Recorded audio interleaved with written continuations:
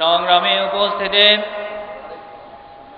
আজকের এই বিশাল সিরাতুন নবী সম্মেলনে এ পর্যায়ে আমাদের সামনে সংক্ষিপ্ত বক্তব্য রাখবেন বাংলাদেশ ইসলামী ছাত্র শিবির ফেনী জেলা শাখার সাবেক সংগ্রামী সভাপতি, বাংলাদেশ জামাতে ইসলামী ফেনী সদর উপজেলার সংগ্রামী অ্যাসিস্ট্যান্ট সেক্রেটারি জনাব মাওলানা আব্দুর রহিম। বক্তব্য রাখবেন মাওলানা আব্দুর রহিম।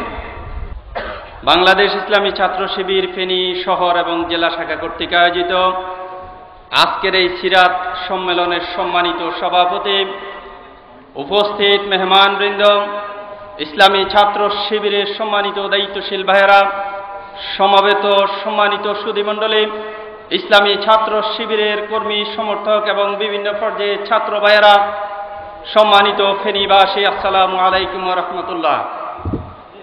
মহান আল্লাহ তাআলা শুকরিয়া আদায় করছি, যিনি একান্ত মেহেরবানি করে একটি সুন্দর পরিবেশে আজকের এই সিরাত সম্মেলনে আমাদেরকে উপস্থিত হওয়ার তৌফিক দিয়েছেন। আলহামদুলিল্লাহ। সম্মানিত উপস্থিতি, আপনারা জানেন ইসলামী ছাত্র শিবিরের নাম হচ্ছে একটি ব্যতিক্রমধর্মী শিক্ষা প্রতিষ্ঠান। এই শিক্ষা প্রতিষ্ঠানে যেই শিক্ষা দেওয়া হয় তার সিলেবাস হচ্ছে মুহাম্মদুর রাসূলুল্লাহ সাল্লাল্লাহু আলাইহি ওয়াসাল্লামের জীবন। আজকের এই সম্মেলনে তাদের সেই সিলেবাস মুহাম্মদুর রাসূলুল্লাহ সাল্লাল্লাহু আলাইহি ওয়াসাল্লামের জীবনের উপর আলোচনা হবে, যাতে করে ইসলামী ছাত্র শিবিরের প্রতিটি কর্মী তার জীবনকে রাসূলুল্লাহ সাল্লাল্লাহু আলাইহি ওয়াসাল্লামের আদর্শের আলোকে গড়ে তুলতে পারে। সংগ্রামী উপস্থিতি, ইসলামী ছাত্র শিবিরের ইতিহাসে প্রতিষ্ঠা লগ্ন থেকে শুরু করে আজকের এই দিন পর্যন্ত শুধুমাত্র 2001 থেকে 2006 এই সামান্য সময়ে ক্ষমতাসীন দলের একটি ছাত্র সংগঠন হিসাবে তাদের পরিচয় ছিল। এর আগে এবং বর্তমান সময় পর্যন্ত ইসলামী ছাত্র শিবির এবং ইসলামী আন্দোলন বাংলাদেশের ময়দানে সেই সুযোগ আর পায়নি। আমরা আমাদের উপর যারা হামলা করছেন, ইসলামী ছাত্র শিবিরের কাজকে যারা বাধাগ্রস্ত করছেন, তাদেরকে একটি কথা সুস্পষ্টভাবে বলে দিতে চাই, ইসলামী ছাত্র শিবির সেই সংগঠন যেই সংগঠন কোন ক্ষমতার দাপট এবং পুলিশের সাপোর্ট নিয়ে প্রতিষ্ঠিত হয়নি। সংগ্রামী উপস্থিতি, আজকে সারা বাংলাদেশে টেকনাফ থেকে তেতুলিয়া, রূপসা থেকে পাতুরিয়া পর্যন্ত সারা বাংলাদেশের আনাচে কানাচে ইসলামী ছাত্র শিবিরের যে মজবুত অবস্থান গড়ে উঠেছে তা কোনো ক্ষমতার দাপট দিয়ে তৈরি হয়নি। অতএব ইসলামী ছাত্র শিবিরের এই কাজকে, ইসলামী ছাত্র শিবিরের অগ্রযাত্রাকে কোন ধরনের হামলা এবং মামলা দিয়ে বন্ধ করা যাবে না। আজকের পত্রিকা দেখেন, বগুড়ার আজিজুল হক কলেজে পুলিশ এবং ছাত্রলীগের যত হামলায় ইসলামী ছাত্র শিবিরের শতাধিক নেতাকর্মীকে আহত করা হয়েছে। আজকের এই সম্মেলনে আসার পথে দাগনভূঞার দুধমুখাকে ইসলামী ছাত্র শিবিরের কর্মীদের উপর হামলা চালানো হচ্ছে, আমাদের ভাইদেরকে আহত করা হচ্ছে, রক্তাক্ত করা হচ্ছে। কিন্তু ইসলামী ছাত্র শিবির এই দীপ্ত ঘোষণা দেবেই দেবে, কোন হামলা দিয়ে ইসলামী ছাত্র শিবিরের কাজকে বন্ধ করা যাবে না ইনশাআল্লাহ। সে দীপ্ত শপথ ব্যক্ত করেই আজকের এখান থেকে বিদায় নেওয়ার উদাত্ত আহ্বান রেখে আমার বক্তব্য শেষ করছি। আল্লাহ হাফেজ। বাংলাদেশ জিন্দাবাদ, ইসলামী ছাত্র শিবির জিন্দাবাদ। এ পর্যায়ে আমাদের সম্মুখে বক্তব্য রাখবেন বাংলাদেশ ইসলামী ছাত্র শিবির নোয়াখালী জেলা উত্তরের সংগ্রামী সভাপতি জনাব নুরুল হুদা মিলন। বক্তব্য রাখবেন জনাব নুরুল হুদা মিলন। বাংলাদেশ ইসলামী ছাত্র শিবির ফেনী শহর শাখা এবং জেলা শাখা কর্তৃক আয়োজিত আজকের এই সিরাতুন নবী সাল্লাল্লাহু আলাইহি ওয়াসাল্লাম সম্মেলনে সম্মানিত সভাপতি, সম্মানিত অতিথিবৃন্দ, সম্মানিত তাওহীদি জনতা, আসসালামু আলাইকুম ওয়া রাহমাতুল্লাহ। মহান রাব্বুল আলামিনের অশেষ শুকরিয়া আদায় করছি যে আজকের এই সম্মেলন বাস্তবায়ন করার জন্য আল্লাহ পাক রব্বুল আলামিন তৌফিক দিয়েছেন, এর জন্য শুকরিয়া আদায় করি আলহামদুলিল্লাহ। রাসূলুল্লাহ সাল্লাল্লাহু আলাইহি ওয়াসাল্লামের দরুদ শরীয়ত তার সর্বোচ্চ মর্যাদা কামনা করে আমি সংক্ষিপ্ত কয়েকটা কথা বলবো। সম্মানিত উপস্থিতি, আজকে যে মুহূর্তে আমরা সিরাতুন নবী সাল্লাল্লাহু আলাইহি ওয়াসাল্লাম সম্মেলন করতেছি, ঠিক সেই মুহূর্তে বিশ্বব্যাপী মুসলিম নিধনের কাজ চলছে। আজকে আমরা যে মুহূর্তে সিরাতুন নবী সাল্লাল্লাহু আলাইহি ওয়াসাল্লাম সম্মেলন করতেছি, ঠিক সেই মুহূর্তে বাংলাদেশের ইসলাম এবং ইসলামী আন্দোলনকে দমিয়ে দেওয়ার জন্য ষড়যন্ত্র চলতেছে। আজকে আমরা যে মুহূর্তে সিরাজুল নবী সাল্লাল্লাহু আলাইহি ওয়াসাল্লাম সম্মেলন করতেছি, ঠিক সেই মুহূর্তে বাংলাদেশের তাওহীদি জনতাকে দ্বিধাবিভক্ত করে দেওয়ার জন্য ষড়যন্ত্র চলতেছে। সম্মানিত উপস্থিতি, বাংলাদেশের মন্ত্রী পরিষদের সম্মানিত মন্ত্রীর একটি উক্তিতে বোঝা যায় যে তিনি বলেছেন ধর্ম একটি নেশা, বিড়ি সিগারেট যেরকম নেশা ধর্ম একটি নেশা। সেই মন্ত্রীর উদ্দেশ্যে বলতে চাই, ধর্ম কোনো নেশা নয়, ইসলাম কোনো নিছক ধর্ম নয়। ইসলাম হচ্ছে মানবতার একমাত্র পরিপূর্ণ জীবন ব্যবস্থা, রাসূল সাল্লাল্লাহু আলাইহি ওয়াসাল্লাম মনোনীত জীবন, আল্লাহর মনোনীত জীবন ব্যবস্থা। সম্মানিত উপস্থিতি, বাংলাদেশের তাওহীদি জনতার ঈমান আকীদা আঘাত লাগতে পারে। এই ধরনের কথা যদি বাংলাদেশ সরকারের পক্ষ থেকে আসেন, তাহলে সরকারের উদ্দেশ্যে বলতে চাই, বাংলাদেশের তাওহীদি জনতার ঈমান আকীদার আঘাতে যদি এভাবে সীমা লঙ্ঘন করা হয়, তাহলে বাংলাদেশের তাওহীদি জনতার নারে তাকবীর, আল্লাহু আকবার স্লোগানের ঢেউর জোরে তোমরা তোমাদের দাদার বাড়ির দিকে চলে যাবে। সম্মানিত উপস্থিতি, আজকের এই সম্মেলনে আমি তাওহীদি জনতার উদ্দেশ্যে একটি কথাই বলবো। রাসূল সাল্লাল্লাহু আলাইহি ওয়াসাল্লাম বিদায় হজ্জের ভাষণে বলেছিলেন, তোমাদের কাছে আমি দুটি জিনিস রেখে যাচ্ছি, একটি হচ্ছে কোরআন, একটি সুন্নাহ। তোমরা যদি এই দুটি জিনিসকে আঁকড়ে ধরতে পারো, তাহলে তোমরা পৃথিবীর বুকে লাঞ্ছিত হবে না, অপমানিত হবে না, তোমরাই সম্মানিত হবে। আজকের এই সম্মেলনে আমি আমার সম্মানিত উপস্থিতি ভাইদের উদ্দেশ্যে বলবো, আমরা আমাদেরকে কোরআন এবং হাদিসের সাথে আরো বেশি সম্পর্ক গভীর করব, তাহলে আমরা পৃথিবীর বুকে আবার সম্মানিত হতে পারবো। সকলকে এই আহ্বান জানিয়ে আমার বক্তব্য শেষ করতেছি। ওমা তাওফীক ইল্লা বিল্লাহ। আসসালামু আলাইকুম ওয়া রাহমাতুল্লাহ। বক্তব্য রাখবেন বাংলাদেশ ইসলামী ছাত্র শিবির নোয়াখালী শহর শাখার সংগ্রামী সভাপতি জনাব আবু তাহের। আলহামদুলিল্লাহ রাব্বিল আলামিন ওয়াসসালাতু ওয়াসসালামু আলা সাইয়্যিদিল মুরসালিন ওয়া আলা আলিহি ওয়া সাহবিহি আজমাইন। বাংলাদেশ ইসলামী ছাত্র শিবির ফেনী জেলা ও শহর শাখা কর্তৃক আয়োজিত এই বিশাল সিরাজুন নবী সাল্লাল্লাহু আলাইহি সাল্লাম সম্মেলনের সংগ্রামী সভাপতি, মঞ্চে উপবিষ্ট বাংলাদেশ জামাত ইসলামী সর্বস্তরের নেতৃবৃন্দ, ইসলামী ছাত্র শিবিরের সাবেক নেতৃবৃন্দ, সম্মানিত সাংবাদিক বন্ধুগণ, প্রশাসনিক কর্মকর্তাবৃন্দ, এই বিশাল সিরাজ সম্মেলনে আগত সমবেত উপস্থিতি, সম্মানিত ফেনীবাসী, আসসালামু আলাইকুম ওয়া রাহমাতুল্লাহি ওয়া বারাকাতুহু। সম্মানিত উপস্থিতি, বিশ্ব মানবতার মুক্তির দিশারি, মানবতার বন্ধু মুহাম্মদুর রাসূলুল্লাহ সাল্লাল্লাহু আলাইহি সাল্লামের জীবনের উপরে আজকের এই সিরাজ সম্মেলনে আমাদের নেতৃবৃন্দ বক্তব্য রাখবেন, রাসূলের জীবনের উপরে অত্যন্ত গুরুত্বপূর্ণ আলোচনা পেশ করবেন। আমরা সে আলোচনা থেকে নিজেদের জীবনকে পরিচালনার জন্য গুরুত্বপূর্ণ শিক্ষা গ্রহণ করব। আমি সেদিকে না গিয়ে আমি শুধু রাসূল করিম সাল্লাল্লাহু আলাইহি সাল্লামের জন্মের পূর্বেকার একটি ঘটনা উল্লেখ করে আমি আমার কথা শেষ করব। সমবেত উপস্থিতি, রাসূলুল্লাহ সাল্লাল্লাহু আলাইহি সাল্লামের জন্মের অনেক বছর পূর্বে মক্কার কুরাইশরা যখন আল্লাহর প্রিয় ঘর কাবার হেফাজতের দায়িত্ব নিয়েছিল, আল্লাহ রাসূলের জন্মের যে বংশ ছিল কুরাইশ বংশের দায়িত্ব ছিল কাবার হেফাজতের। কিন্তু যখন তৎকালীন সময়ের ধর্মভীরু হানিফ সম্প্রদায়ের লোকজন কাবাকে সম্মান এবং শ্রদ্ধা করত, কাবার সকল বিষয়কে তারা দায়িত্ব নিয়েছিল, কাবাকে কেন্দ্র করে সেদিন তাদের সমাজ গঠিত হয়েছিল, সমাজ পরিচালিত হচ্ছিল। ঠিক সেই মুহূর্তে আব্রাহাম তার শক্তি দিয়ে সেই ধর্মীয় অনুভূতিতে আঘাত হানার জন্য কাবাকে ধ্বংস করার যে চক্রান্ত করেছিল, পৃথিবীর ইতিহাসে আজকে সেই চক্রান্ত আমাদের সকলের কাছে পরিচ্ছন্ন। আমরা দেখেছি আব্রাহা যখন তার হস্তি বাহিনী নিয়ে কাবাকে ধ্বংস করার জন্য অগ্রসর হচ্ছিল, রাসূলুল্লাহ সাল্লাল্লাহু আলাইহি সাল্লামের দাদা সেদিন কাবাকে রক্ষা করার জন্য অনেক চেষ্টা করেছিল। সে যখন তার চেষ্টা পুড়িয়ে গিয়েছিল, কাবার মালিক মহান স্রষ্টা আল্লাহ রাব্বুল আলামিনের কাছে তিনি ধরনা দিয়েছিলেন এবং কাবাকে রক্ষা করার জন্য আল্লাহর কাছে সাহায্য চেয়েছিলেন। পৃথিবীর ইতিহাস সাক্ষী, সেদিন আব্রাহা এবং তার হস্তি বাহিনীকে আল্লাহ রাব্বুল আলামিনের পক্ষ থেকে আবাবিল প্রেরণের মধ্য দিয়ে যেভাবে নিষ্পেষিত করা হয়েছিল, যেভাবে ধ্বংস করা হয়েছিল, তাদের সেই ধ্বংসাত্মক চিহ্ন, এই ধ্বংসাত্মক ঘটনাবলী পৃথিবীর মুসলমানদের কাছে, এই সভ্য সমাজের সকল মানুষের কাছে শিক্ষণীয় হয়ে থাকবে।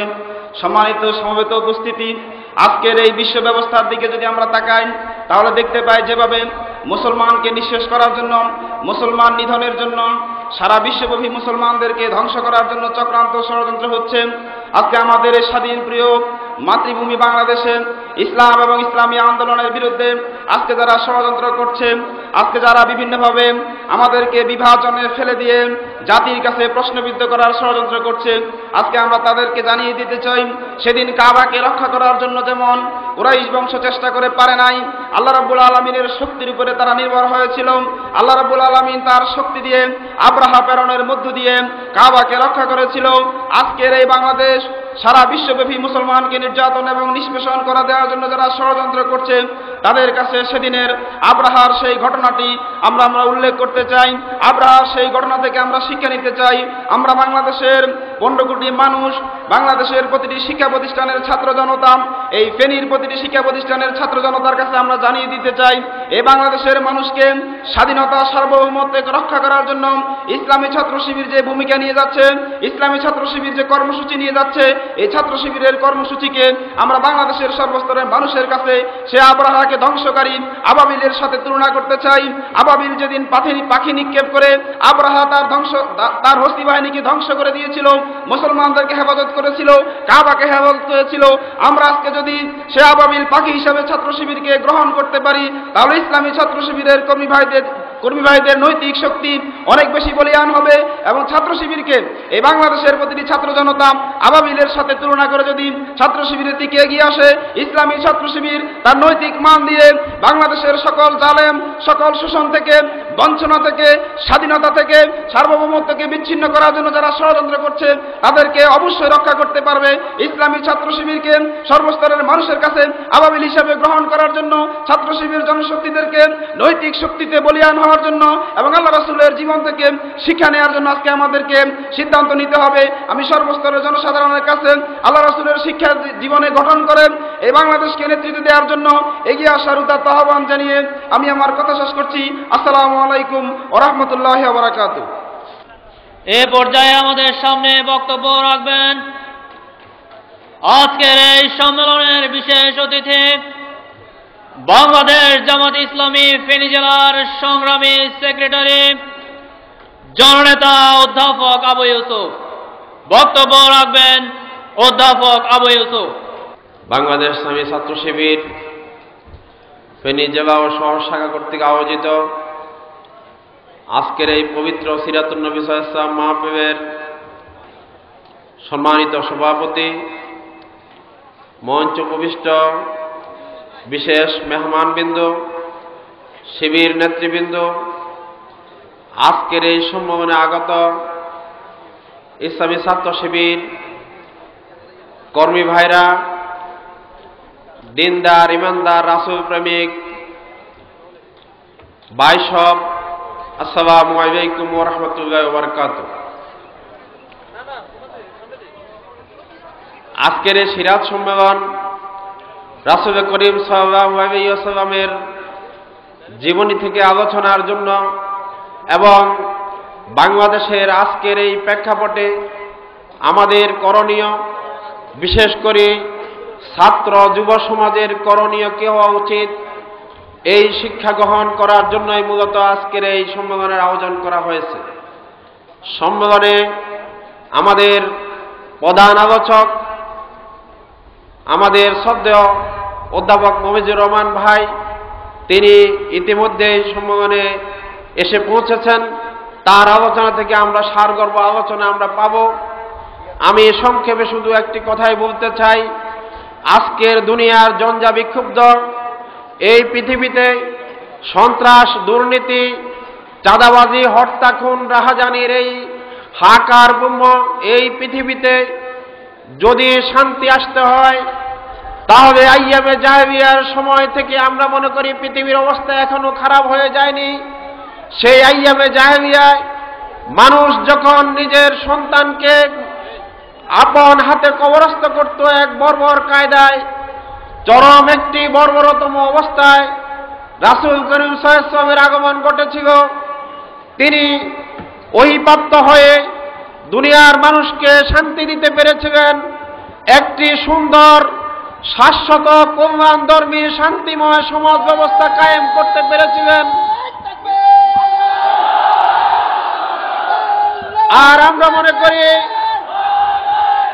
আজকের এই যুগেও আমরা যেমনিভাবে আমাদের নিজেদের বাংলাদেশের কথা আমরা চিন্তা করি, গত কয়েক বছর ধরে আমরা যে সন্ত্রাস, দুর্নীতি, চাঁদাবাজি, হত্যা, খুন, রাহাজানি এদেশের শাসক গোষ্ঠী জাতিকে উপহার দিয়েছে, বারবার ক্ষমতার পরিবর্তন হচ্ছে, জাতি এই সকল অপরাধ থেকে, অপকর্ম থেকে নিস্তার পাচ্ছে না।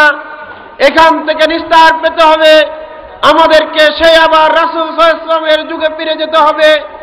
আমরা যদি রাসূলের সেই বাণী তারাকতু ফিকুম আমরাইন ওয়ান তাদিল্লু মা তামাসসাকতুম বিহিমা কিতাবাল্লাহি ওয়া সুন্নাত রাসূলিহি, এই কথার সাথে যদি আমরা একমত হতে পারি যে আমি তোমাদের জন্য দুটো জিনিস রেখে যাচ্ছি, তোমরা কখনো পথভ্রষ্ট হবে না, বিপদগামী হবে না, যতদিন পর্যন্ত তোমরা আমার এই রেখে যাওয়া দুটো সম্পদকে আঁকড়িয়ে ধরতে পারবে। একটি হচ্ছে আল্লাহ পাকের কিতাব কোরআন মজিদ, আর একটি হচ্ছে রাসূলের রেখে যাওয়া সুন্নাত। এই রাসূলের রেখে যাওয়া সুন্নাত এবং তার আল্লাহর পক্ষ থেকে দেওয়া রাসূলের প্রতি যে কোরআন, এটাকে যদি আমরা অনুসরণ করতে পারবো, ততদিন না আমাদের অনুসরণ করতে আমরা না পারবো, ততদিনে সমাজে শান্তি আসবে না। তাই আজকের বাংলাদেশ সহ সারা দুনিয়ায় শান্তির জন্য যে হাহাকার করছে, আমরা যদি আজও যদি রাসূলের পদাঙ্ক অনুসরণ করে আমাদের জীবন পরিচালনা করতে পারি, আজও আমাদের দেশে শান্তি আসা সম্ভব। বাংলাদেশ ইসলামী ছাত্র শিবির এই শান্তির আহ্বান নিয়ে তরুণ ছাত্র সমাজের কাছে, এই যুব সমাজের কাছে, বৃদ্ধ বনিতার কাছে এই আহ্বান নিয়ে এগিয়ে যাচ্ছে। আসুন আজকের এই পৃথিবীতে শান্তি আনার জন্য আমরা আল্লাহর রাসূলের চরিত্র অনুসরণ করি, তাহলে এদেশে শান্তি আসবে, অন্য কোনো উপায় নয়। তাই আজকের এই সম্মেলন থেকে আমরা আশা করি এই শিক্ষা নিয়েই আমরা নিজ নিজ কর্মস্থানে ফিরে যাব। তাহলে আগামী দিন ইসলামী আন্দোলনের কারণে এদেশে একটি শান্তিপূর্ণ সমাজ ব্যবস্থা প্রতিষ্ঠিত হবে। এই প্রত্যাশায় আমি আমার কথা শেষ করছি। আসসালামু আলাইকুম ওয়া রাহমাতুল্লাহি ওয়া বারাকাতুহু। সংগ্রামী ফেনীবাসী, আজকের এই বিশাল সম্মেলনে এ পর্যায়ে আমাদের সামনে বক্তব্য রাখবেন বাংলাদেশ জামাত ইসলামের কেন্দ্রীয় মজলিসে শুরার সদস্য, ফেনী জেলা জামাতের সংগ্রামী সিনিয়র নায়েবে আমির লেফটেন্যান্ট অবসরপ্রাপ্ত একেএম নাজেম ওসমানী। বক্তব্য রাখবেন লেফটেন্যান্ট অবসরপ্রাপ্ত একেএম নাজেম ওসমানী। আলহামদুলিল্লাহ কাফা ওয়াসসালাতু ওয়াসসালামু আলা সাইয়্যিদিনা মুহাম্মাদিনিল্লাযী ইসতাফা ওয়া বাদ। বাংলাদেশ ইসলামী ছাত্র শিবির ফেনী জেলা কর্তৃক আয়োজিত আজকের এই জনসমুদ্র বেষ্টিত সিরাত সম্মেলনের সভাপতি, মঞ্চে উপবিষ্ট বিশিষ্ট ইসলামী চিন্তাবিদ, যার এই পরিস্থিতিতে নির্দেশিকার জন্য আমরা অপেক্ষায় আছি, সেই বীর চট্টলার জনাব অধ্যাপক মফিজুর রহমান সাহেব সহ জামাত এবং শহীদি কাফেলার নেতৃবৃন্দ এবং আমার সামনে বসা তৌহিদি জনতার সামনের কাতারের বাংলাদেশ ইসলামী ছাত্র শিবিরের শাহাদতের পেয়ালা পান করার জন্য উদ্গ্রীব ভাইরা, আসসালামু আলাইকুম ওয়া রাহমাতুল্লাহ। কথা বেশি বলা যাবে না, বলা হয়েছে বাংলাদেশ ইসলামী ছাত্র শিবিরের প্রতিষ্ঠা লগ্ন থেকে আমাদেরকে শিক্ষাদান করা হচ্ছে। আমাদের করণীয়ের ব্যাপারে আমাদেরকে নির্দেশিকা শুধু বছরে বছরে নয়, মাসে মাসে নয়, প্রতিদিন দেওয়া হচ্ছে। সেসব করণীয় পালন করতে গিয়ে আমাদের বহু ভাই শাহাদত বরণ করেছে।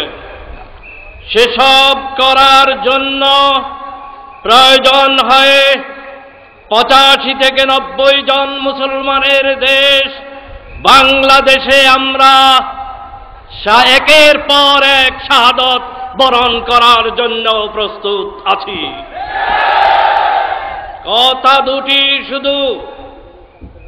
প্রথম কথা হচ্ছে, যারা মনে করো বাংলাদেশ দিন ছাড়া, ঈমান ছাড়া, কোরআন ছাড়া, হাদিস ছাড়া, ইসলাম ছাড়া টিকে থাকতে পারবে, তারা বোকার সঙ্গে বসবাস করে।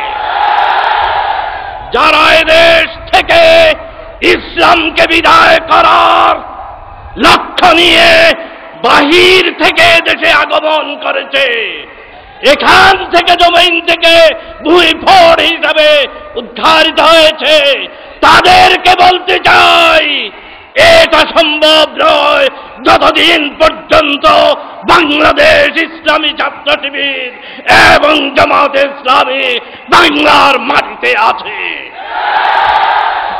দ্বিতীয় কথা হচ্ছে, আমাদের যারা 71-এর 10 বছর পরেও জন্ম নিয়েছি, ইসলামের শত্রুরা দেখে যাও, তারা এখন যৌবন, পূর্ণ যৌবন অর্জন করে কোরআন হাদিসের রক্ষণাবেক্ষণের জন্য লা ইলাহা ইল্লাল্লাহু মুহাম্মাদুর রাসূলুল্লাহর পতাকা নিয়ে এগিয়ে আসছে, এগিয়ে থাকবে। ওয়া মা আলাইনা ইল্লাল বালাগুল মুবিন। হে রাসূল,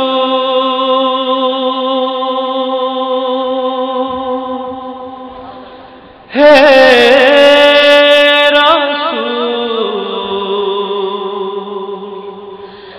হে রাসূল, হে রাসূল, তোমারি নামে দুরূদ পড়ি, তুমি প্রাণের বুলবুল, হে রাসূল, হে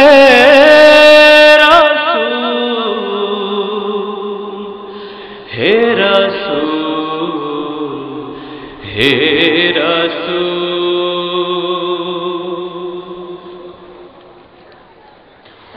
তুমি না এলে দুনিয়াতে ডুবে যেতাম কালো রাতে, তুমি না এলে দুনিয়াতে ডুবে যেতাম কালো রাতে, তুমি এলে তাই সব এলো, পাখিরা সব গুনগুনালো, খুশিতে সবাই মশগুল, হে রাসূল, হে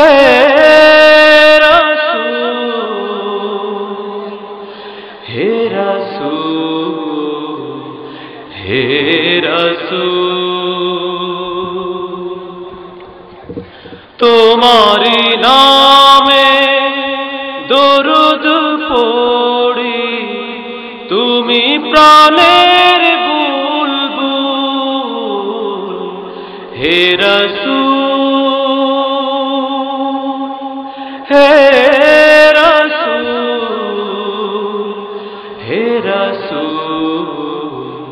হে রাসূল,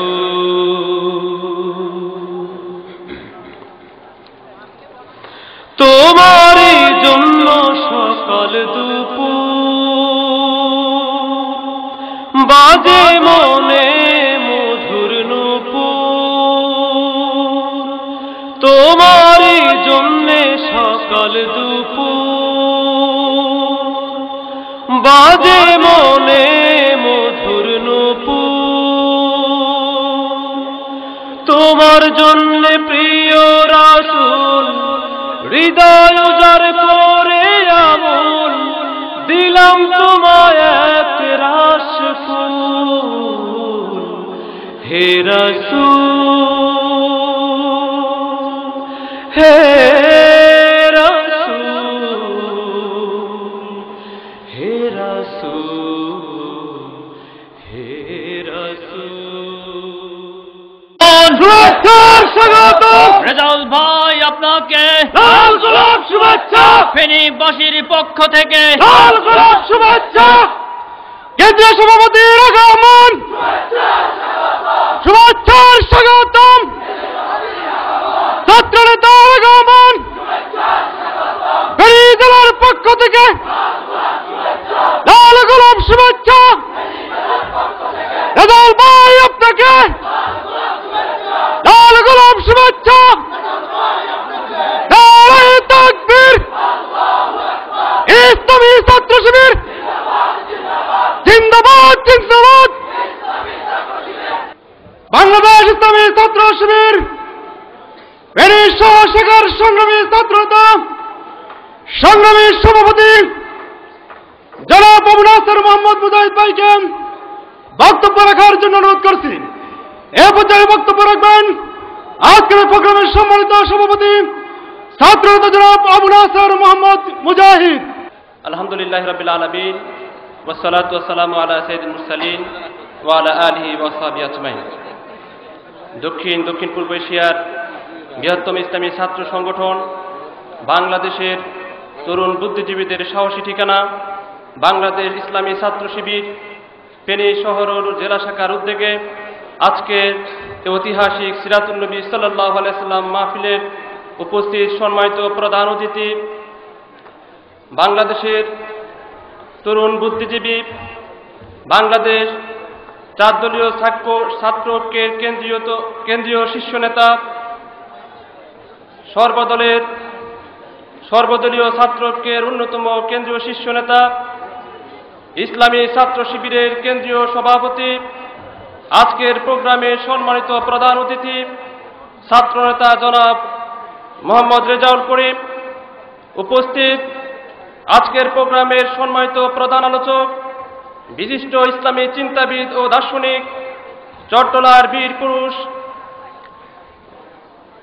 সারা বাংলাদেশের তৌহিদি জনতার হৃদয়ের স্পন্দন জনাব অধ্যাপক মফিজুর রহমান, উপস্থিত ইসলামী ছাত্র শিবিরের কেন্দ্রীয় কার্যকরী পরিষদের সদস্যবৃন্দ, আগত ফেনী জেলার জামাতের নেতৃবৃন্দ, ইসলামী ছাত্র শিবিরের জেলা ও শহরের নেতৃবৃন্দ, সাংবাদিক বন্ধুগণ, প্রশাসনিক কর্মকর্তা, আগত ছাত্র জনতা, সংগ্রামী ফেনীবাসী, আসসালামু আলাইকুম ওয়া রাহমাতুল্লাহি ওয়া বারাকাতুহু। আজকের এই ঐতিহাসিক সিরাতুন নবী সাল্লাল্লাহু আলাইহি সাল্লাম মাহফিল এই কথাটা প্রমাণ করে বাংলাদেশে তরুণ বুদ্ধিজীবীদের সাহসীর একমাত্র ঠিকানা ইসলামী ছাত্র শিবির আল্লাহ দিন প্রতিষ্ঠার সংগ্রামে রাসূল করিম সাল্লাল্লাহু আলাইহি সাল্লামের আদর্শকে বাস্তবায়নের জন্য যে প্রচেষ্টা চালিয়ে যাচ্ছে তা আজকে চূড়ান্ত পর্যায়ে উপনীত হওয়ার পথে অতিক্রান্ত করছে। সম্মানিত সাথী ও বন্ধুগণ, সম্মানিত ছাত্র জনতা, আজকের এই সিরাতুন নবী সাল্লাল্লাহু আলাইহি সাল্লাম মাহফিলের পক্ষ থেকে আগত আমাদের সম্মানিত কেন্দ্রীয় সভাপতিকে আমরা আন্তরিক অভিনন্দন এবং মোবারকবাদ জানাচ্ছি। আজকের আমাদের আরো আপনারা কার্ডে কিংবা আরো 3 জন মেহমান অনুপস্থিত রয়েছেন।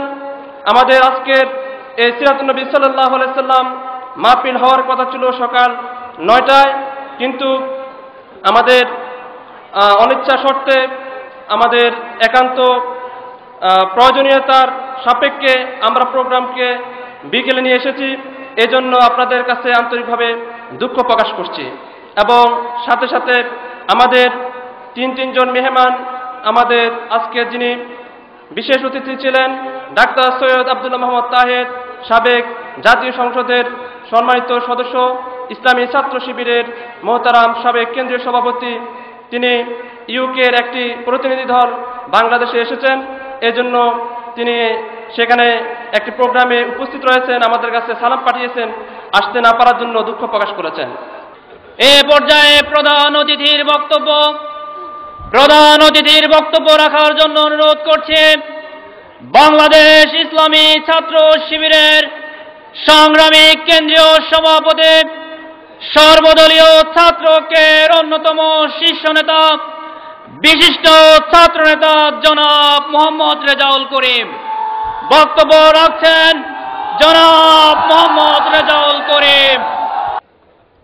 বাংলাদেশের তৌহিদি জনতার হৃদয়ের স্পন্দন,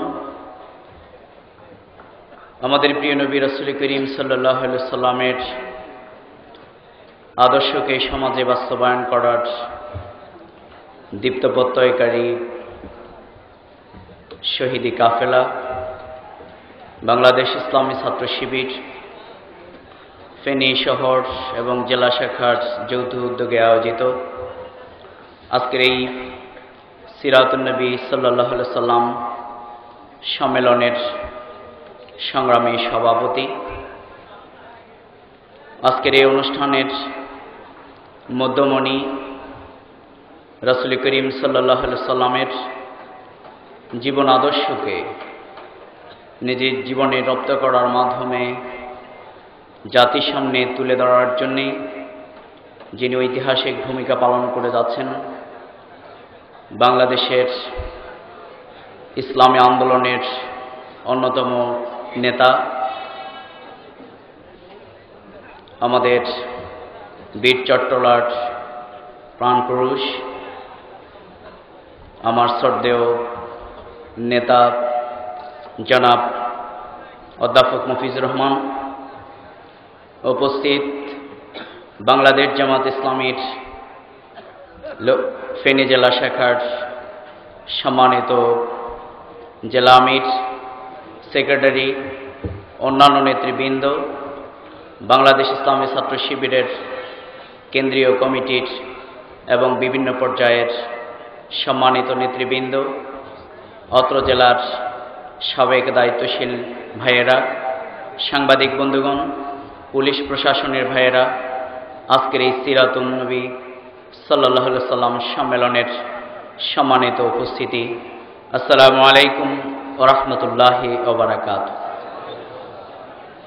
আমি আমার কথা শুরু করার আগেই আমি দুহাত জোড় করে আপনাদের সকলের কাছে ক্ষমা চেয়ে নিচ্ছি আমার এই দেরিতে উপস্থিতির জন্যে।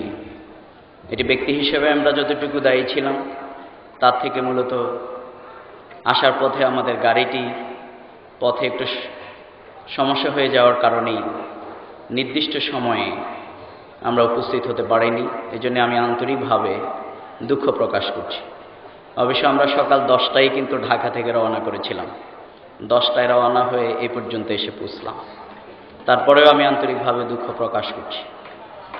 আমি সবচেয়ে বেশি বঞ্চিত হয়েছি। আজকের এই আমার সবচেয়ে বড় আবেগের অংশ ছিল আমাদের অধ্যাপক মফিজ ভাইয়ের আলোচনাটি শোনার।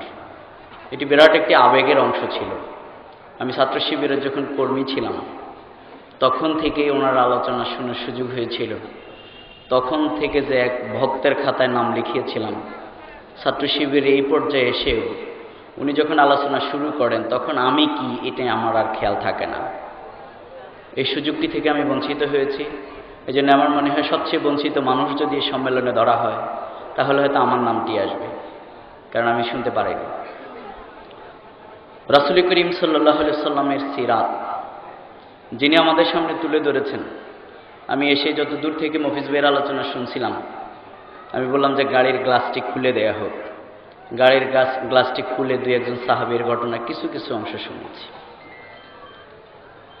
আজকের এই ফেনী শহরের মানুষের কাছে যিনি রাসূল করিম সাল্লাল্লাহু আলাইহি সাল্লামের সিরাত সম্পর্কে আলোচনা করেছেন, আজকে যদি হয়তো এই মাইকের আওয়াজটি যতদূর পর্যন্ত গিয়েছিল, আমার মনে হয় প্রত্যেক মানুষ এই কথা নিশ্চিত হয়েছেন যে তিনি নিঃসন্দেহে বড় একজন আলেমী দ্বীন। তিনি নিঃসন্দেহে কোনো বড় মাদ্রাসা থেকে তিনি কামিল পাস তো অবশ্যই করেছেন, শুধু একটি সাবজেক্টে হয়তো তিনি পাশ করেননি। তিনি হাদিসে পাশ করেছেন, তিনি ফেকাতে পাশ করেছেন, তিনি তাফসিরে পাশ করেছেন। আমি জানি না ফেনীর এই সিরাতের আলোচনার আওয়াজ যতদূর গিয়েছে, আমার মনে হয় প্রত্যেকেই সিদ্ধান্তটি নিয়েছেন যে উনি অবশ্যই এরকম একজন বড় আলেম। তিনি বড় আলেম। তাকে যখন আমরা বলতাম যে মফিজ ভাই আপনি কোন মাদ্রাসায় পড়ালেখা করছেন, তখন উনি আমাদেরকে, আমি চট্টগ্রামে টিসিতে যাওয়ার পরে উনি বলছেন যে আমি বাংলাদেশ ইসলামী ছাত্র শিবিরের মাদ্রাসায় পড়ালেখা করেছি। ছাত্র শিবির কি মানুষ তৈরি করে! আমার মনে হয় ফেনীর আজকের এই মাইকের আওয়াজগুলো যতদূর গিয়েছে, আমার মনে হয় ছাত্র শিবির কেমন মানুষ তৈরি করতে পারে। আজকের আমাদের মফিজ ভাই তার সবচেয়ে বড় একটি দৃষ্টান্ত, আমরা জীবন্ত দৃষ্টান্ত তুলে ধরতে সক্ষম হয়েছি। ছাত্র শিবির কেমন মানুষ তৈরি করতে পারে। ছাত্র শিবির এমন মানুষ তৈরি করে যাদের আলোচনা শুনলে মনে হবে হয়তো কোনো মাদ্রাসার ছাত্র। ছাত্র শিবির এমন মানুষ তৈরি করে, আমরা প্রেস ক্লাবে দাঁড়িয়ে বলেছিলাম যে বাংলাদেশের ইতিহাসে স্বাধীনতা উত্তর এই দুর্দিনে আজকের কোনো জায়গা থেকে কি এই স্বীকৃতি কোনো মানুষ পেয়েছিল যে দুদক থেকে সার্টিফিকেট পেয়েছিল? ঢাকা বিশ্ববিদ্যালয়ের কোনো ব্যক্তি তো এই সার্টিফিকেট গ্রহণ করতে পারেনি, কিন্তু এই ব্যক্তির সার্টিফিকেটটি গ্রহণ করেছিলেন আজকের এই অনুষ্ঠানের যিনি বিশেষ অতিথি ছিলেন, ডক্টর সৈয়দ আব্দুল্লাহ মোহাম্মদ তাহের। তিনি কিন্তু সলিমুল্লাহ মেডিকেল কলেজের ছাত্র হওয়ার কারণে তিনি নিজেকে এমন মানুষ হিসাবে তৈরি করতে পারেননি, তিনি এইরকম ভালো মানুষ হিসেবে তৈরি করেছিলেন তিনি বাংলাদেশ ইসলামী ছাত্র শিবিরের শিক্ষা প্রতিষ্ঠানের ছাত্র ছিলেন। আজকে যদি ধরা হয় দুর্নীতিমুক্ত বাংলাদেশ গড়ার প্রত্যয় নিয়ে যারা সূচনা করেছিলেন, আজকে সেই মানুষও বাংলাদেশের ইতিহাসে দুইজন মন্ত্রী আমরা উপহার দিয়েছিলাম, দূরবীন দিয়ে যাদের খোঁজ করে 1 টাকার দুর্নীতি আবিষ্কার করতে পারেননি, তিনি হচ্ছেন আমাদের। কেন হয়েছে?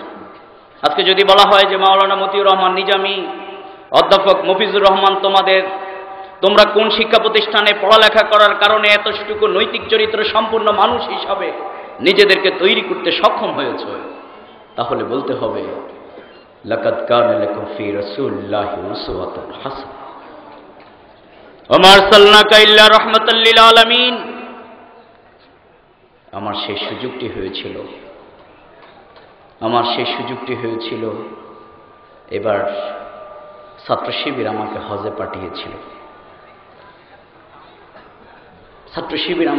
পাঠিয়েছিল। দেখে ইসলাম তার জায়গাটি কেমন, দেখে আসলাম যে আমাদের প্রিয় নবী রাসূল করিম সাল্লাল্লাহু আলাইহি ওয়াসাল্লাম বারবার আল্লাহর কাছে দোয়া করেছিলাম যে আল্লাহ, রাসূল যে জায়গায় পা রেখেছিল এরকম একটি জায়গায় আমার পাটি পড়েছে। বারবার আল্লাহর কাছে দোয়া করেছিলাম, বিশেষ করে উহুদ পাহাড়ে যখন গিয়েছিলাম তখন লোকজনকে জিজ্ঞাসা করলাম যে উহুদ পাহাড়ের সাথে যে কবরগুলো, হযরত হামজা রাদিয়াল্লাহু তাআলা আনহুর কবর, মুসআব রাদিয়াল্লাহু তাআলা আনহুর কবর, আমি যখন হামজার কবর জিয়ারত করছিলাম তখন আমার বারবার মনে হচ্ছিল যে আমাদের প্রিয় ভাই শহীদ শরীফুজ্জামান নোমানীর বাবা আমাকে একটা কথা বলে দিয়েছিল, বাবা রাসূলের রওজায় গিয়ে আমার নোমানীর জন্য তুমি দোয়া করো। আমার হামজার কবরের পাশে গিয়ে বারবার শহীদ শরীফুজ্জামান নোমানীর কথা মনে পড়ছে যে হামজার কলিজাকে যেভাবে চিপিয়ে হিন্দা যেভাবে খুঁটি খুঁটি শেষ করে দিয়েছিল, এই বছরে তো রাজশাহী বিশ্ববিদ্যালয়ে আমাদের প্রিয় ভাই শহীদ শরীফুজ্জামান নোমানীর মাথাকে সেভাবে দ্বিখণ্ডিত করে দিয়েছে। আমি রাজশাহী বিশ্ববিদ্যালয়ের ভাইস চ্যান্সেলরকে বলেছিলাম যে আপনারা যে মাথাটিকে দ্বিখণ্ডিত করেছেন এই মাথার মধ্যে কিন্তু কোরআনের আয়াত ছিল, যে কপালগুলোর মধ্যে এসে ছাত্রলীগের সন্ত্রাসীরা লাথি মেরেছিল, সেই কপাল দিয়ে শহীদ শরীফুজ্জামান নোমানী গভীর রাতে আল্লাহকে সিজদা করত।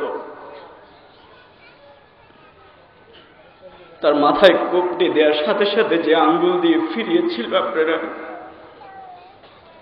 বৃদ্ধ আঙ্গুলটি তার কেটে ফেলা হয়েছে। সে আঙ্গুলটি ধরে বারবার বলেছিলাম, যে আঙ্গুল তুমি তো আল্লাহর জমিনে দিনের দিকে মানুষদেরকে আহ্বান জানিয়েছ।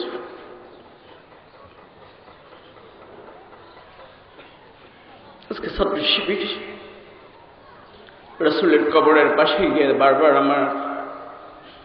আমাদের প্রিয় ভাই শহীদ শফিকুল ইসলামের কথা বারবার মনে পড়ে হচ্ছিল। আমি যখন মুসআব রাদিয়াল্লাহু তাআলা আনহুর কবরের পাশে দাঁড়িয়ে সালাম করছিলাম, তখন আমার রাজশাহী বিশ্ববিদ্যালয়, সে আমাদের ধনাঢ্য পরিবারের সন্তান, আমার শফিক ভাইয়ের কথা বারবার মনে হচ্ছিল। আমার বারবার মনে হচ্ছিল আমাদের প্রিয় ভাই শহীদ আমিনুল ইসলাম বিমানের কথা। কারণ মুসআব রাদিয়াল্লাহু তাআলা আনহু, যিনি অনেক বড় ধনাঢ্য পরিবারের সন্তান ছিলেন, মুসআব রাদিয়াল্লাহু তাআলা আনহু যখন কোনো পথ অতিক্রম করতেন, তিনি এত বেশি ধনাঢ্য পরিবারের সন্তান ছিলেন, তখন ওই পথ দিয়ে যাওয়ার সময় সাহাবীরা বলতেন, ইয়া রাসূলুল্লাহ, আমরা দেখিনি, সম্ভবত মুসআব আসতেছে। বলছে, তোমরা কিভাবে বুঝেছো? বলতে, এত বেশি সুগন্ধ পাওয়া যাচ্ছে, মুসআব ছাড়া এই সুগন্ধি ব্যবহার করার আর কারো অ্যাবিলিটি নেই। এই মুসআব রাদিয়াল্লাহু তাআলা ইসলাম গ্রহণ করার কারণে তার পরিবারের সকল সম্পত্তি থেকে তিনি বঞ্চিত হয়েছিলেন।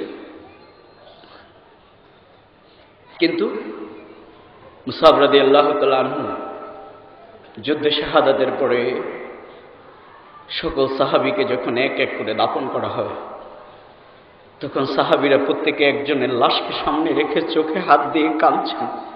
আল্লাহ রাসূল এসে বলছে, তোমরা কাঁদছো কেন? বলছি, ইয়া রাসূলুল্লাহ, এই মুসআব যে অনেক বড় ধনাঢ্য পরিবারের সন্তান ছিল, কিন্তু আজ সকল সাহাবীকে কবর দেওয়ার জন্য কাপড় শেষ হয়ে গেছে। এখন আমাদের হাতে যে কাপড়টি আছে, এটি দিয়ে আমরা মুসআবের শরীরের মাথার দিকে যখন ঢাকি, তখন তার কপিনের পায়ের অংশ খালি হয়ে যায়। পায়ের অংশ যখন ঢেকে দেয়, তখন মাথার অংশ খালি হয়ে যায়। ইয়া রাসূলুল্লাহ, তিনি কি পরিবারে যদি ইসলাম গ্রহণ না করতেন এতটুকু থেকে বঞ্চিত হতেন? আল্লাহ রাসূল অনেকগুলো শুকনো ঘাস নিয়ে মুসআব রাদিয়াল্লাহু তাআলা আনহু মাথার অংশ ঢেকে দিয়ে পায়ের অংশের মধ্যে অনেকগুলো শুকনো ঘাস দিয়ে আল্লাহ রাসূল বলছে, তোমরা আল্লাহর কাছে হাত তোলো। হে রব্বুল আলামিন, জীবিত অবস্থায় যে দুনিয়াকে ইসলামের জন্য এতটুকু সবকিছু থেকে নিজেকে বঞ্চিত করেছে, আল্লাহ তুমি সে ব্যক্তির উপরে সন্তুষ্ট হয়ে যাও। এই দোয়াটি করে আল্লাহ রাসূল বলছেন, তোমরা যদি কোনো জান্নাতি মানুষকে দেখতে চাও, মুসআবকে তোমরা দেখে নাও। সুবহানাল্লাহ। ছাত্র শিবির মুসআবের মতো কিছু মানুষ তৈরি করতে, চেতনায় মানুষ তৈরি করতে সক্ষম হয়েছে। আমি বারবার আমাদের প্রিয় ভাই শহীদ আমিনুল ইসলামের কথা মুসআবের কবরের পাশে মনে হচ্ছিল। এই জন্যেই শহীদ আমিনুল ইসলাম বিমান সবচেয়ে মেধাবী ছাত্র ছিলেন, কিন্তু তার পরিবার ইসলামে আন্দোলন করতেন না। বাবা অন্য সংগঠনের ছিলেন, বাড়ি থেকে বের করে দিয়েছে। তিনি তার বাড়ি থেকে বেরিয়ে যাওয়ার সময় বারবার চিন্তা করছেন, আমি বিএল কলেজের মেধাবী ছাত্র হয়েছি ছাত্র শিবির করার কারণে। আমি আমার ডিপার্টমেন্টের সবচেয়ে ভালো রেজাল্ট অর্জন করেছি ছাত্র শিবিরের কারণে। আমার মুখে দাঁড়িয়ে উঠেছে, আমি দাঁড়িয়ে রেখেছি ছাত্র শিবিরের কারণে। আমি নামাজ পড়তাম না, আমি গভীর রাতে তাহাজ্জুদের নামাজ পড়েছি ছাত্র শিবিরের কারণে। বাবা, তুমি যদি আমাকে সব থেকে বঞ্চিত করে দাও, আমি কিন্তু এই শিবির ছাড়তে পারতাম না, আমি এই শিবির ছাড়তে পারবো না। আমি তুমি বাবা হিসাবে তো তোমাকে যতটুকু শ্রদ্ধা করি, ওয়াকাদা রাব্বুকা আল্লা তা'বুদু ইল্লা ইয়াহু ওয়া বিল ওয়ালিদাইনি ইহসানা, ছাত্র শিবির যদি আমাকে কোরআন না শিক্ষা দিত, আমি বাবা হিসাবে তোমাকে এতটুকু সম্মান করতে জানতাম না। কিন্তু আমি বাবা, তুমি আমাকে বাড়ি থেকে বের করে দিয়েছো।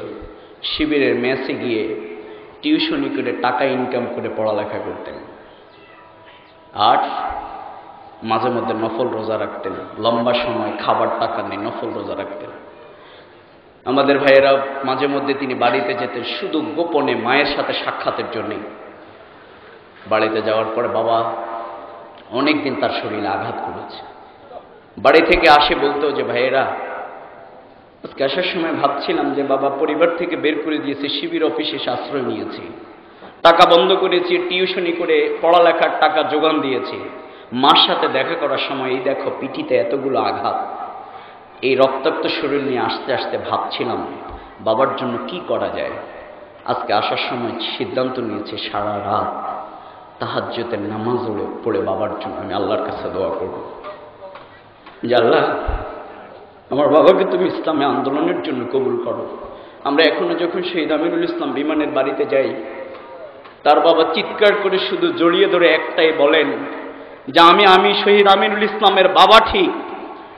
কবরের পাশে তিনি অজান্তে ঘন্টার পর ঘন্টা এসে দাঁড়িয়ে থাকেন আর চিৎকার করে দোয়া একটি করেন। আমরা বলি বাবা আপনি দোয়া করেন, আপনি শহীদের বাবা। বলছে আমি শহীদের বাবা ঠিক, কিন্তু আমি সবচেয়ে বড় অপরাধী। চিৎকার করে শুধু একটাই বলেন, আমিনুল ইসলাম বিমান তুমি আমাকে ক্ষমা করে দাও। আমিনুল ইসলাম বিমান, তোমার শরীরে আমি আঘাত করেছি, তুমি তাহাজ্জুদের নামাজ আমার জন্য পড়েছ, আমি তোমাকে টাকা থেকে বঞ্চিত করেছি, তুমি নফল রোজা রেখে আমার জন্য দোয়া করেছ। আমি জীবিত অবস্থায় যদি জানতাম এমন সন্তান আমি গর্বিত সন্তানের বাবা, তাহলে সকল অপরাধের জন্য আমি আমার সন্তানের হাত ধরে ক্ষমা চেয়ে নিতাম। কিন্তু আমার সন্তান পৃথিবী থেকে বিদায় হওয়ার পরে সকল ইতিহাস আমি জানতে পেরেছি। আমি বলবো যারা ছাত্র শিবিরকে বুঝতে পারেননি, যারা ছাত্র শিবিরকে জানেন না, যারা ছাত্র শিবিরকে উপলব্ধি করতে পারেননি, আমাদেরকে ভুল বুঝবেন না। আমরা এরকম সেই চেতনা বোধের আলোকে মানুষ তৈরি করার জন্য প্রচেষ্টা চালাই। আমরা সেই মানুষগুলো তৈরি করার জন্য প্রচেষ্টা চালিয়েছি। আমাদের পুলিশ প্রশাসনের ভাইয়েরা আছেন, আমি এই ঘটনার অনেকবার বলেছিলাম, পুলিশ প্রশাসনের ভাইয়েরা আমাদের রাজশাহী বিশ্ববিদ্যালয়ের বিগত দিনের এখনো চলছে পুলিশের অকথ্য নির্যাতন। আমাদেরকে ধরে নিয়ে নাকের মধ্যে গরম পানি ঢালা হতো, আমাদেরকে ধরে নিয়ে আমাদের ভাইদেরকে ফ্যানের সাথে ঝুলিয়ে দিয়ে ফ্যানকে চালিয়ে দেওয়া হতো।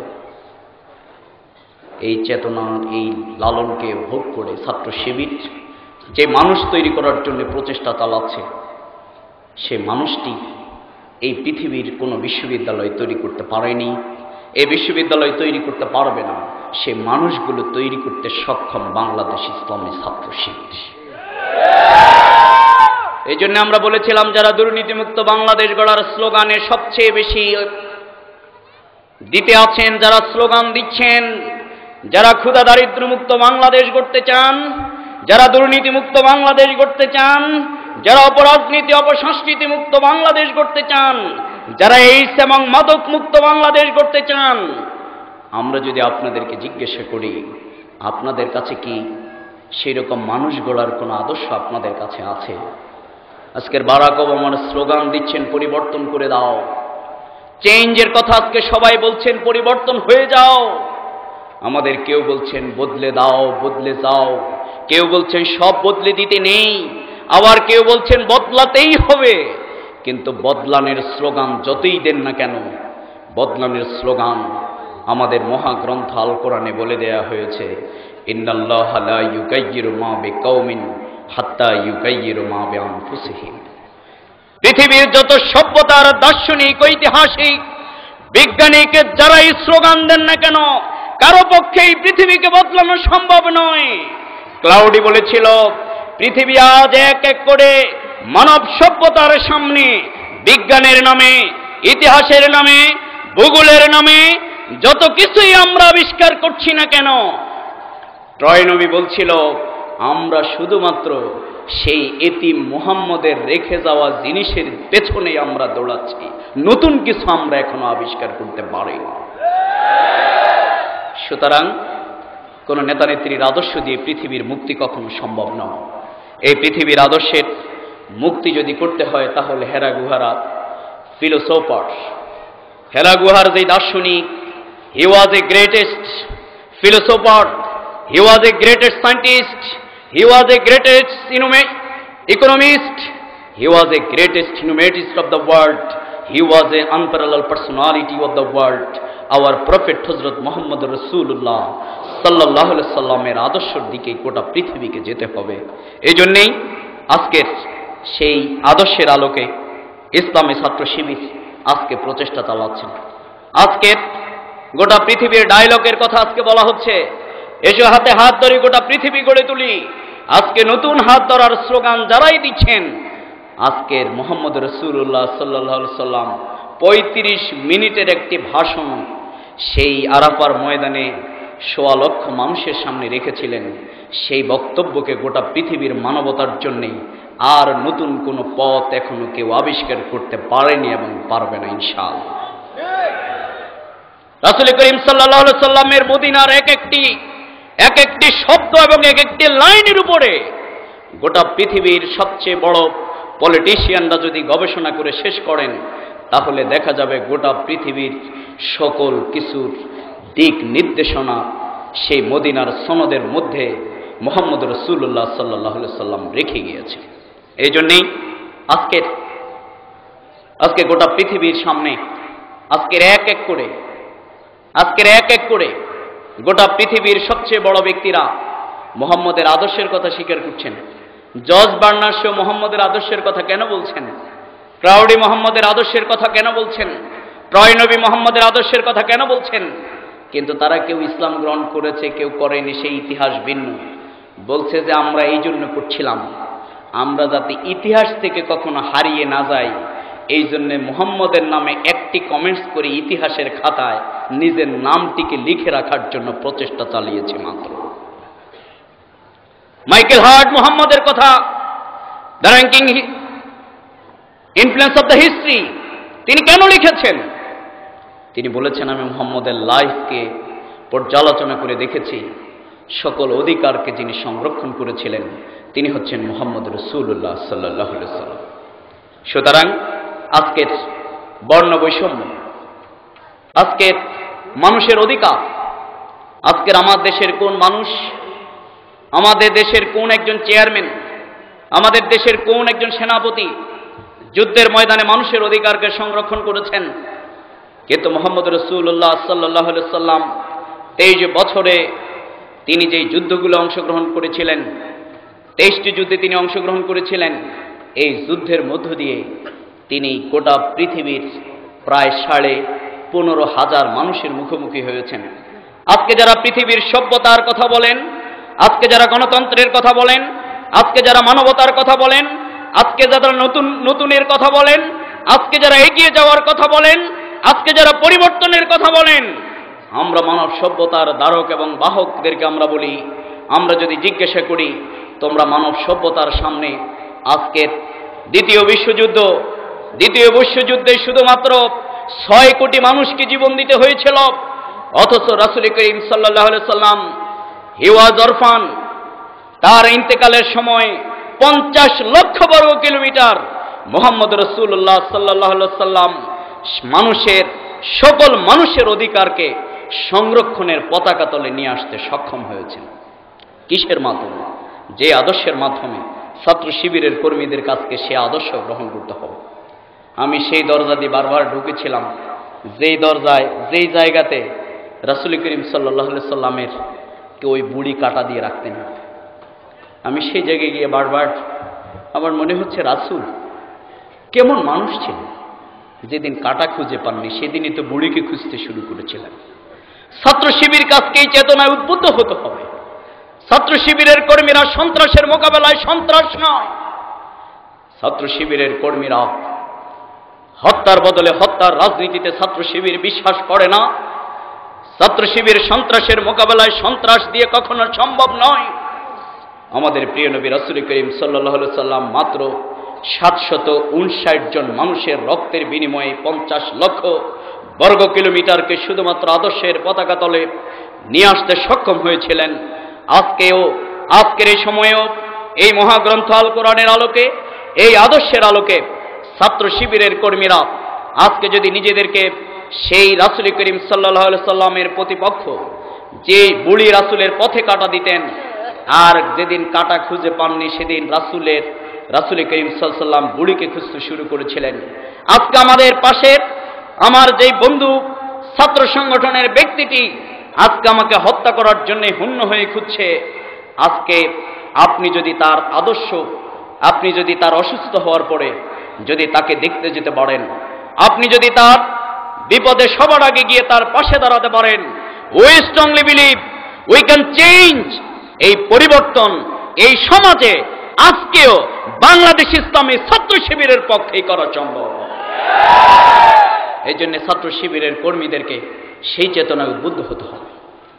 আজকে বাংলাদেশের সকল বিশ্ববিদ্যালয়, বাংলাদেশের এক একটি শিক্ষা প্রতিষ্ঠান ছাত্র শিবিরের উপরে যে জুলুম এবং নির্যাতন, আমি ঢাকা বিশ্ববিদ্যালয়ের ভাইস চ্যান্সেলরকে সেদিন ফোন করেছি, বলেছিলাম যে আপনি বড় একজন একাডেমিশিয়ান হিসেবে আমরা আপনাকে অনার করি, কিন্তু ঢাকা বিশ্ববিদ্যালয়ে আমাদের এই 95% মুসলমানের দেশে একজন ছাত্র তার রুমের মধ্যে কোরআন শরীফ যদি রাখা হয়, রাতের অন্ধকারে রাতের পর রাত তার উপরে নির্যাতন চালানো হবে, এটি বাংলাদেশে কখনো সম্ভব নয়।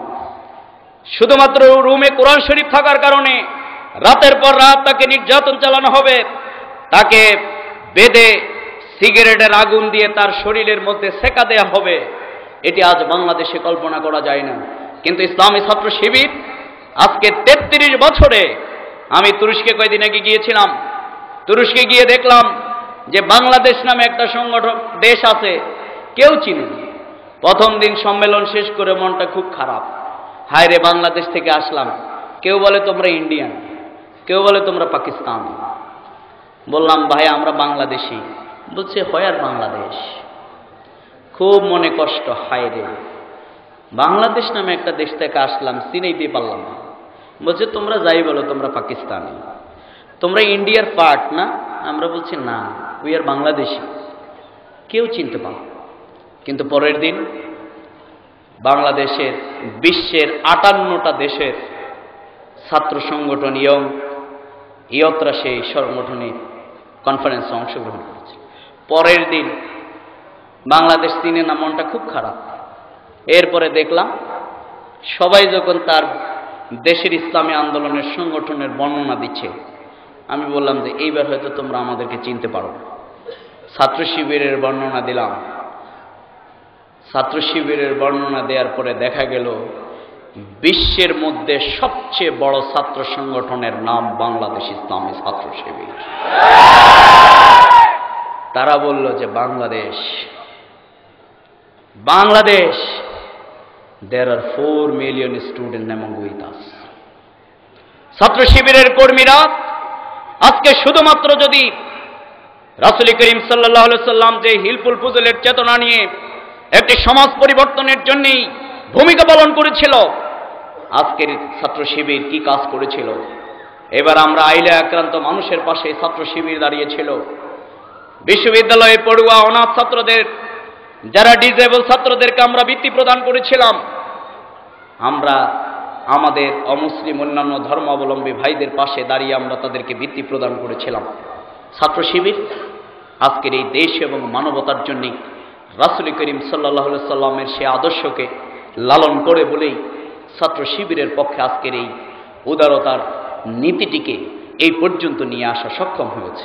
এই জন্য আমি ছাত্র শিবিরের কর্মী ভাইদেরকে বলবো, আজকে যারা সমাজ পরিবর্তনের জন্যই আজকে যারা ভূমিকা পালন করেন, আমার পিতার সমতুল্য ব্যক্তির আজকের এই আমাদের এই আওয়াজগুলো যতদূর পর্যন্ত যায়, আমি আপনাকে একজন বাবা হিসাবে যদি আমি আপনাকে প্রশ্ন করি, আপনার বয়স 60 বছর, আপনি আপনার সন্তানের কাছে কি চান?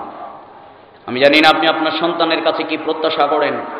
আমি সেদিন মেডিকেলের সংবর্ধনা অনুষ্ঠানে বলেছিলাম, তোমাদের যে বাবারা তোমাদেরকে বড় করে আজকের এই মেডিকেল পর্যন্ত তোমাদেরকে নিয়ে এসছে, আজকে বৃদ্ধ মাকে গিয়ে এবং বাবাকে গিয়ে বলবে, সম্ভবত আমি ডাক্তার হওয়ার আগেই তুমি পৃথিবী থেকে বিদায় হয়ে যেতে পারো, কিন্তু বাবা তুমি আমাকে কি বলবে যে পৃথিবীতে আসলে আমি তোমার জন্য কি করতে পারি? আমার মনে হয় যে বৃদ্ধ বাবারা আজকের এই প্রত্যাশা করেন যে আমার সন্তানটি আমাকে কবরস্থ করুক, আমার সন্তানটি আমার কবরের পাশে দাঁড়িয়ে এই দোয়াটি করুক, অকুর রব্বের হামহুমা কামা রব্বায়ানি সাগীরা, যেই পিতার আজকের এই প্রত্যাশা করেন, মনে রাখবেন আপনার সন্তানকে যদি অন্য কোনো আদর্শের সাথে, অন্য কোনো সংগঠনের সাথে যদি আপনার সন্তান সম্পৃক্ত হয়, তাহলে আপনার সন্তান আপনার কবরের পাশে দিয়ে যাওয়ার সময় সিগারেটের আগুন আর অস্ত্রের ঝনঝনানি ছাড়া আপনার কপালে আর কিছু জুটবে না। আপনার সন্তান যদি কবরের পাশে দাঁড়িয়ে আপনার জন্য দোয়াকে যদি আপনি প্রত্যাশা করে থাকেন, তাহলে আমরা সেই পিতাদেরকে বলবো যে আপনি ছাত্র শিবিরে আপনি দিবেন না, কিন্তু আপনি আমাদের প্রিয় নবী রাসূল করিম সাল্লাল্লাহু আলাইহি সাল্লামের আদর্শের আলোকে আপনার সন্তানটিকে গড়ে তোলার জন্য সেই জায়গায় আপনি উপস্থিত করাবেন। আমরা আপনাকে বলবো আপনি আপনার সন্তানটিকে কোরআনের আদর্শে উজ্জীবিত করার জন্যই সেই চেতনা বোধের আলোকে সেই সন্তানকে যদি তৈরি করতে চান, তাহলে আমরা আপনাকে বলবো আপনার সন্তানকে আপনি তাদের হাতে তুলে দেবেন। আজকের কোনো অপপ্রচার, আমাদের বিরুদ্ধে অনেক অপপ্রচার আছে।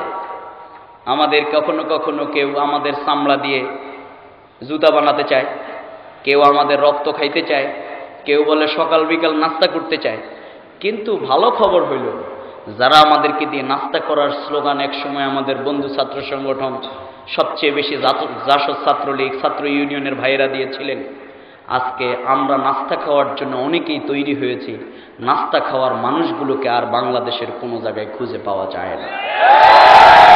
যারা ছাত্র শিবিরের নাস্তা খাওয়ার জন্যেই, যারা ছাত্র শিবিরকে নিঃশেষ করে দেওয়ার জন্য যারা প্রচেষ্টা চালাচ্ছেন, আমরা তাদেরকে বলবো আমরা এই পৃথিবীর এমন এক অস্ত্র আমাদের কাছে আছে।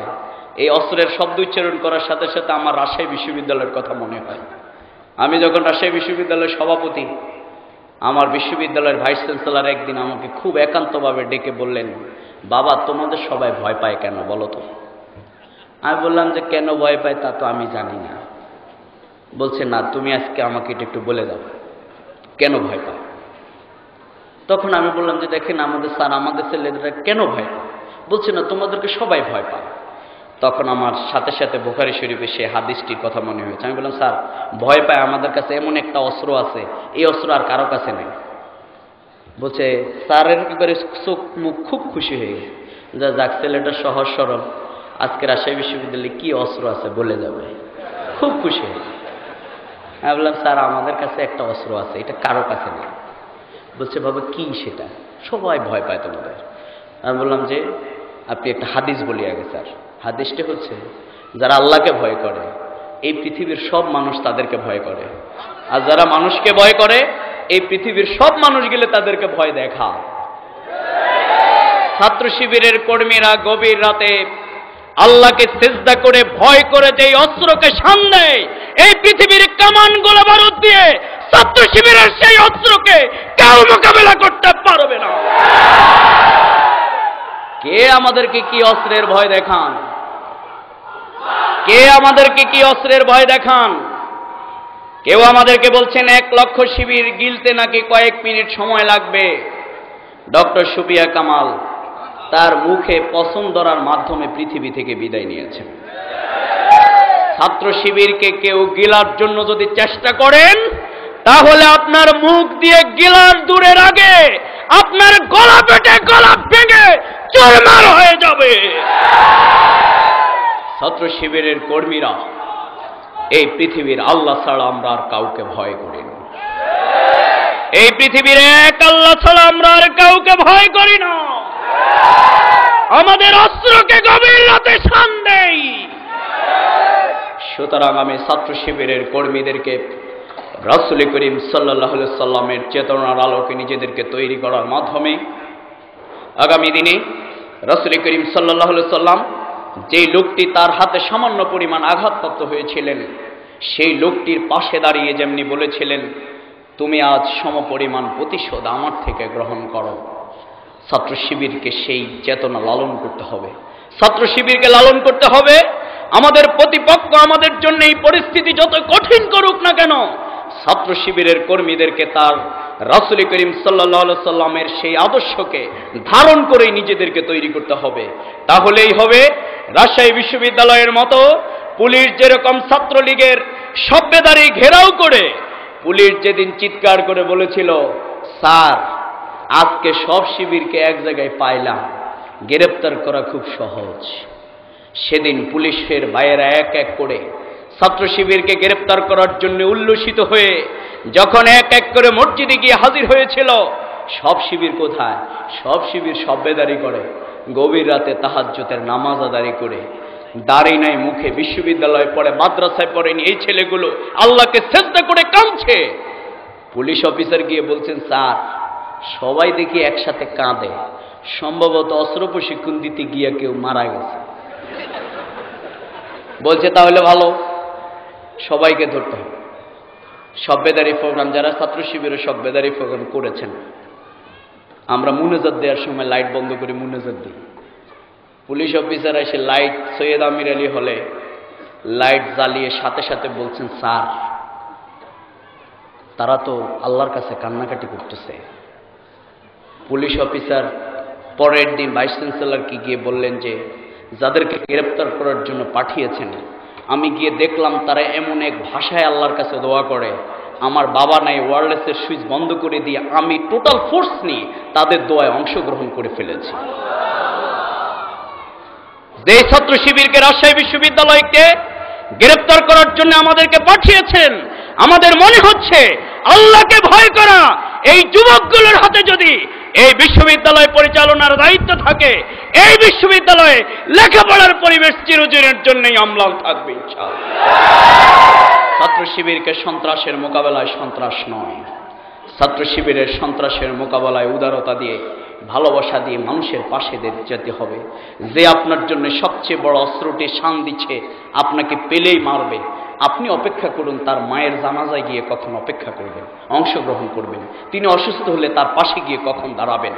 আমাদের আজকের এই সিরাত সম্মেলনে রাসূল করিম সাল্লাল্লাহু আলাইহি সাল্লামের সেই চেতনা থেকে যদি আমরা গ্রহণ করতে পারি, আমার বিশ্বাস যে রাসূল মদিনার একটি সমাজ কায়েমের করার মাধ্যমে সেই খেলাফত মিন হাজিহি আলা নবুয়ত, তার ঐতিহাসিক বাণী আবার সেই কিয়ামতের পূর্বে সেই নবুয়তি পদ্ধতিতে একটি খেলাফতে সমাজে প্রতিষ্ঠিত হবে।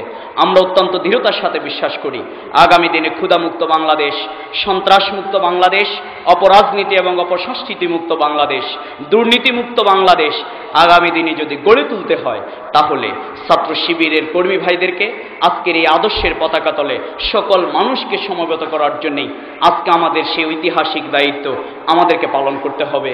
ওমান হাসানু কাওলাম মিম্মান দা ইলাল্লাহ ওয়া আমিলা সালিহান ওয়া ক্বালা ইন্নানি মিনাল মুসলিমিন। এই দায়িত্বের জন্যই আল্লাহ রাব্বুল আলামিন কুনতুম খায়রা উম্মাতিন উখরিজাত লিন-নাস তা'মুরুনা বিল মারুফ ওয়া তানহাউনা আনিল মুনকার। সেই দায়িত্ব যদি আমরা যথাযথভাবে পালন করতে পারি, আমরা দৃঢ়তার সাথে বিশ্বাস করি যারা আজকে বাংলাদেশের স্বাধীনতা সার্বভৌমত্বকে বিকিয়ে দেওয়ার জন্য প্রচেষ্টা চালাচ্ছেন, যারা ক্ষমতাকে পাকাপোক্ত করার জন্যে আজকে দেশের বিরুদ্ধে সকল ষড়যন্ত্রে আজকে লিপ্ত হয়েছেন, আমরা অত্যন্ত দৃঢ়তার সাথে বিশ্বাস করি এক মাগে কিন্তু কখনো শীত যায় না। আমরা সরকারকে বলবো এক মাগে কিন্তু শীত যায় না।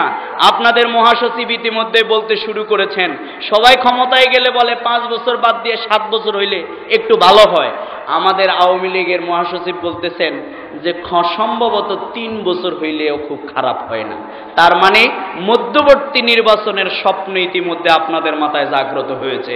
তার মানে হচ্ছে আওয়ামী লীগ, ছাত্রলীগ আজকের গোটা দেশে যে সন্ত্রাস শুরু করেছে, আজকের 1/3 আমাদের চট্টগ্রাম অঞ্চলকে মানুষের হাতে আজকের ইসরায়েলের মতো আরেকটি রাষ্ট্র কায়েমের জন্যই, ভারতের পরিকল্পনা বাস্তবায়নের জন্যই সরকার যেভাবে উঠে পড়ে লেগেছে, আমার মনে হয় আওয়ামী লীগ এবং ছাত্রলীগের বিরুদ্ধে এবার তাদেরকে আমরা ধন্যবাদ জানাই, তাদেরকে কৃতজ্ঞতা জানাই। সরকার পরিবর্তনের জন্য এবার খুব বেশি কষ্ট করতে হবে না।